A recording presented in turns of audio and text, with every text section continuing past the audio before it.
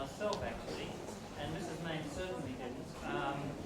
But I can't say that I'm quite what emotion I'm feeling. It's not, I can't say that I'm glad it has, but if this is the sort of thing that you put on every time a headmaster leaves, I think it should happen more often. It's a wonderful performance, and I thank you very much for it.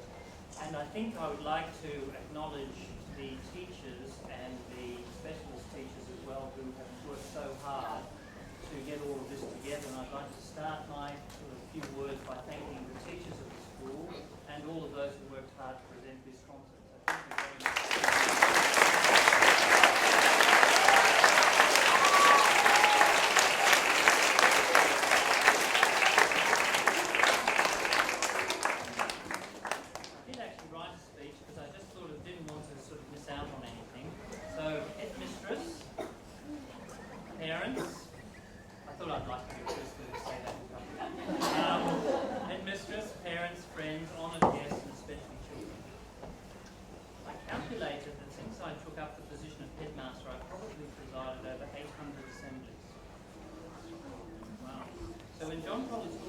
Each Monday morning to say its prayers, sing a hymn and the national anthem, and to hear the head boy and girl read wonderful words from the broad treasury of human wisdom, I find myself in my natural habitat, speaking what comes naturally in the moment.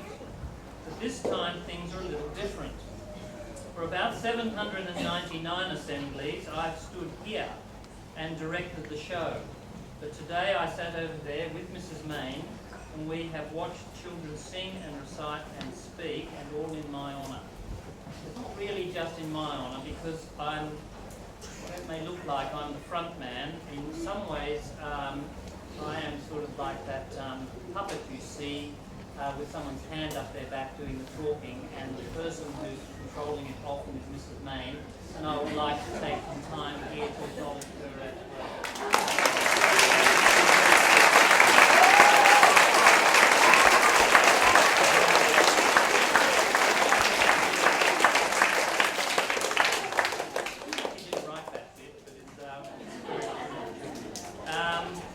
I tell you from the depths of my heart that I am truly honoured by your kindness today, and I'm deeply grateful. But even more than this, I'm honoured to have had the privilege to stand here on this spot in front of you, and going back through the years to have stood in front of all those equally wonderful children who have sat where you sit now, and in other buildings where we used to sit.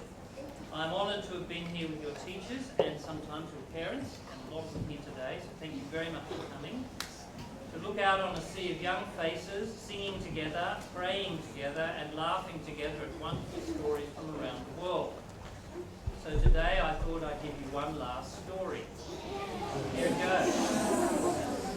So the Lord Sri Krishna lived in a town called Vrindavan.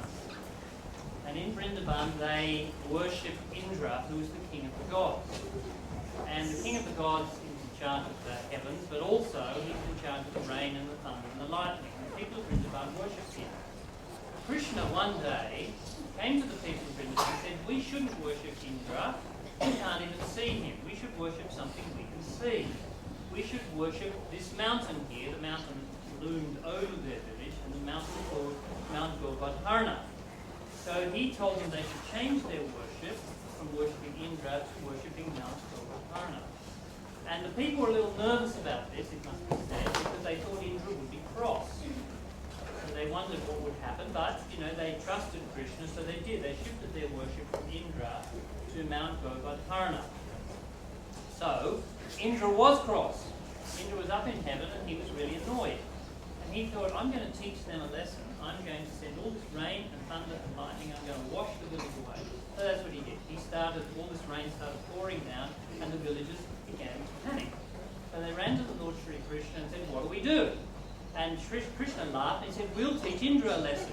Here, follow me. So off he went to Mount Govardhana, and he put his hand under the mountain and lifted it up with one hand.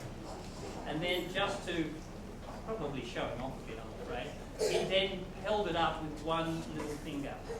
But he told the villagers, he said, come on, grab some sticks and come and join me under the mountain. So they all grabbed sticks, all the men and the women and the children. They ran under the mountain and they were protected from the rain. And they all put their sticks up to help the Lord Sri Krishna hold up that mountain. Well, I feel like I'm one of those villagers, standing together under the school, which is like a mountain, protecting us all, standing with all of you, all the children, all the staff, all the parents, and everyone else who has lent a hand. And I feel the John Collett School, this wonderful institution of learning, has given all of us shelter. I am and will always remain truly grateful for everything the school and all of you have given me. Thank you.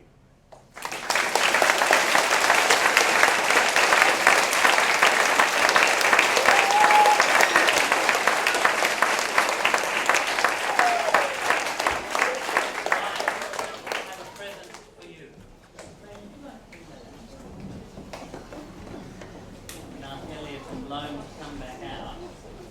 And I'd like to thank the particular fifth class, because this was their suggestion. So Sloan and Elliot, come out here and here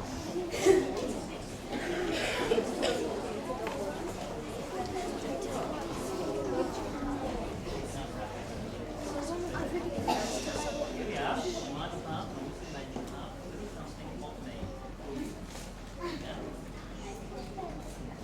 Yeah.